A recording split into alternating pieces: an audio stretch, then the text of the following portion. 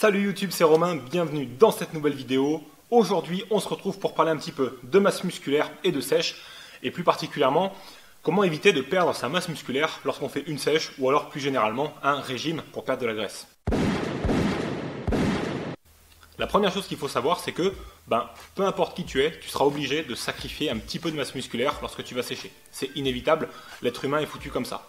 Maintenant, il y a toujours deux catégories de personnes qui peuvent se permettre de gagner de la masse musculaire ou de maintenir leur masse musculaire lorsqu'ils vont sécher. La première catégorie, ce sont les dopés, grâce aux substances dopantes, et la deuxième catégorie de personnes, ce sont les débutants, qui pendant leur premier mois de pratique, vont pouvoir gagner de la masse musculaire et perdre de la graisse en même temps. D'ailleurs, si tu es dans ce cas-là, si tu es débutant et que tu veux gagner de la masse musculaire et perdre du gras, n'hésite pas à regarder cette petite page dans laquelle je te montre la méthode pour te muscler et sécher le plus rapidement possible. Bref, si tu as déjà 1 an, 2 ans ou 3 ans de musculation derrière toi et que tu comptes sécher, tu dois t'attendre à perdre un petit peu de masse musculaire. Maintenant, combien ? Il n'y a pas de réponse universelle, mais on va dire qu'il y a une règle de base qui fonctionne assez bien pour tout le monde et à laquelle tu peux te fier, c'est ce qu'on appelle la règle des 1 pour 4. Je t'en avais déjà parlé dans une de mes précédentes vidéos, mais je fais un petit récapitulatif. Cette règle des 1 pour 4, elle veut dire que si tu fais une sèche, tu peux t'attendre à perdre 1 kg de muscle pour chaque 4 kg de gras perdu. Ça veut dire que quand tu auras perdu 5 kg sur la balance, tu peux t'attendre à avoir 4 kg de gras et 1 kg de muscle perdu. Voilà, si tu as fait les choses correctement et que tu as suivi les 4 conseils que je vais te donner dans la suite de cette vidéo qui vont te permettre de préserver ta masse musculaire, on va dire, très correctement. On commence avec le premier, ton apport en protéines. Bon, pour sécher, il n'y a pas 36 solutions. Il faut manger moins de calories que tes besoins. C'est-à-dire créer ce qu'on appelle un déficit de calories, qui va forcer ton organisme à aller puiser dans tes réserves de gras pour te fournir en énergie toute la journée. Sans te prendre la tête avec des choses compliquées, tu dois garder en tête que ton apport en protéines, il est sacré, on n'y touche pas. Il doit rester le même tout au long de l'année, que tu sois en prise de masse musculaire ou en sèche. Ce sont tes protéines qui t'aident à construire ta masse musculaire lorsque tu es en prise de masse musculaire, et ce sont tes protéines qui t'aident à maintenir ta masse musculaire lorsque tu vas être en sèche. C'est donc très important de garder un apport en protéines suffisant. Et pour te donner quelques valeurs chiffrées, en général, on conseille aux pratiquants de musculation de tabler entre 1,8 g et 2 g de protéines par kilo de masse sèche par jour. Pour moi qui ai 75 kg ou 76 kg, je ne sais plus très bien, de masse sèche, ça me fait un apport en protéines de 152 g. Si tu veux déterminer précisément quelle est ta masse sèche et ton apport en protéines, n'hésite pas à télécharger la petite fiche que j'avais mise à ta disposition dans une de mes précédentes vidéos. Elle te donnera toutes les informations dont tu as besoin pour sécher, prendre de la masse musculaire, déterminer ton apport en protéines, etc. Maintenir tes protéines, c'est une des clés pour que ta masse musculaire ne se dégrade pas. Maintenant, il nous reste encore 3 points à voir. Let's go!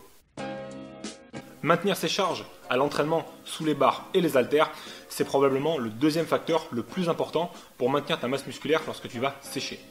Et tu vas voir que beaucoup de pratiquants de musculation ont une seule habitude lorsqu'ils vont sécher, c'est qu'ils vont changer complètement de programme d'entraînement. Ils vont commencer à faire des séries beaucoup plus longues, 20-25 répétitions, de façon à essayer de brûler davantage de gras. Mais ça pose 3 gros problèmes. Le premier problème, c'est que ça va transformer chacune de tes séances de musculation en séances de cardio. Et comme on sait, trop de cardio tue le muscle. Donc ça va accélérer la vitesse de ta fonte musculaire, ce qui est dommage. Le deuxième problème, c'est que ça va te fatiguer énormément. Si tu as déjà fait des séances comme ça avec des séries très longues sur tous tes exercices, etc., tu vas voir que c'est très épuisant pour ton système nerveux. Et le problème, c'est que quand tu es en sèche, tu manges déjà un petit peu moins, tu es un petit peu moins vaillant, on va dire, sous les barres. Et le fait d'en rajouter toujours plus ne va faire que te stresser davantage et tu vas, là encore, ralentir ton rythme de perte de graisse et augmenter ton rythme de fonte musculaire, ce qui est mauvais également. Et le troisième problème, c'est que, bien sûr, tu as échangé des barres lourdes contre des barres plus légères, ce qui va à long terme te faire perdre de la force et là aussi accentuer ta fonte musculaire. Lorsque vous êtes en sèche, votre programme ne change pas. Vous conservez vos exercices et vous essayez coûte que coûte de maintenir vos charges sur vos séries entre 6 et 10 répétitions. C'est tout. Souviens-toi que les muscles que tu as réussi à construire, c'est le résultat de tes performances sous les haltères et sous les barres. Donc ça veut bien dire que si tes performances sous les haltères et sous les barres diminuent et que les charges diminuent, forcément à long ou moyen terme, ta masse musculaire va diminuer également dans une certaine mesure. Ton rythme de perte de poids, c'est-à-dire la vitesse à laquelle tu vas perdre du poids sur la balance, du gras, etc., c'est un critère qui est lui aussi déterminant pour savoir si tu vas brûler beaucoup de muscles ou très peu. En fait, plus tu vas vouloir aller vite dans ta sèche et plus tu vas devoir sacrifier de masse musculaire. Plus tu vas perdre du poids rapidement et plus ton corps va être obligé d'aller chercher de l'énergie dans ses muscles et de brûler tes tissus musculaires. Mais avant d'aller plus loin et de te donner des détails, j'aimerais que tu regardes cette petite photo. Cette photo, elle caractérise quelqu'un qui a à peu près aux alentours de 15% de masse graisseuse.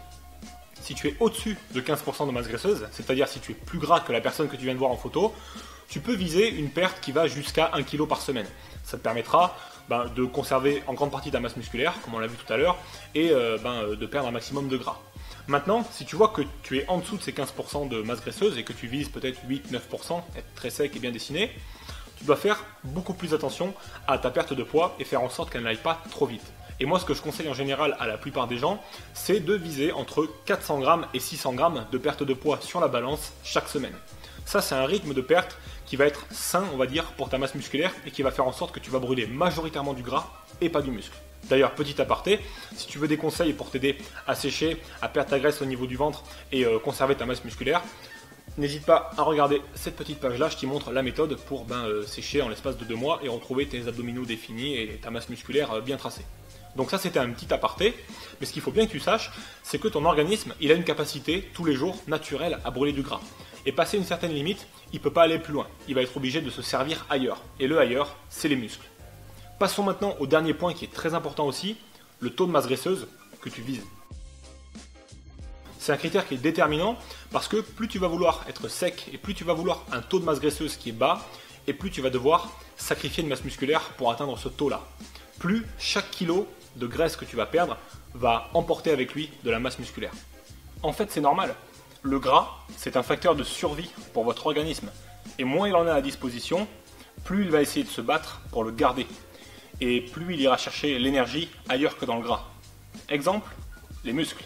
De mon côté, moi, j'ai jamais essayé de sécher en dessous de 9% de taux de masse graisseuse. Et la raison à ça, elle est très simple. C'est que en dessous de ce taux de masse grasse-là, j'aurais dû sacrifier beaucoup de masse musculaire, j'aurais dû sacrifier beaucoup de performance à l'entraînement, et je trouve ça dommage d'avoir lutté des années pour avoir les performances que j'ai aujourd'hui et de les perdre pour un malheureux petit kilo de masse graisseuse ou un malheureux petit pourcent de masse grasse. Après, c'est une pure question de point de vue. Moi, je fais pas de compétition, j'ai pas besoin d'avoir un taux de masse graisseuse qui soit extrêmement faible pour avoir mes abdominaux visibles. Un 9-10% c'est déjà très bien, on est déjà bien, on a des abdominaux visibles, on a des muscles qui se voient, qui sont saillants, qui sont découpés. Il n'y a pas besoin d'aller plus bas pour avoir un bon effet visuel. Après, c'est sûr que si tu fais de la compétition, oui, forcément, il faudra essayer d'aller plus bas. Mais en tout cas, en ce qui me concerne et de mon point de vue personnel, un petit pourcent de gras en moins ne vaut pas tous les sacrifices que je vais devoir faire après en termes de performance, de forme, de santé, etc. En tout cas, ça m'a fait très plaisir de partager ces quelques minutes en vidéo avec toi. J'espère que cette petite vidéo va t'aider dans ta sèche à maintenir ta masse et à atteindre le résultat que tu as envie d'atteindre. N'hésite pas à me laisser un big pouce bleu si tu as aimé cette vidéo et si mes conseils t'ont plu. N'hésite pas non plus à t'abonner à ma chaîne pour ne pas louper mes prochaines vidéos et faire partie de la communauté. On est de plus en plus nombreux, ça fait très plaisir et je vous en remercie très chaleureusement. Et quant à moi, je vous retrouve très vite pour de nouvelles aventures. Bonne journée à vous les amis et n'oubliez pas, c'est vous le plus fort. Bisous.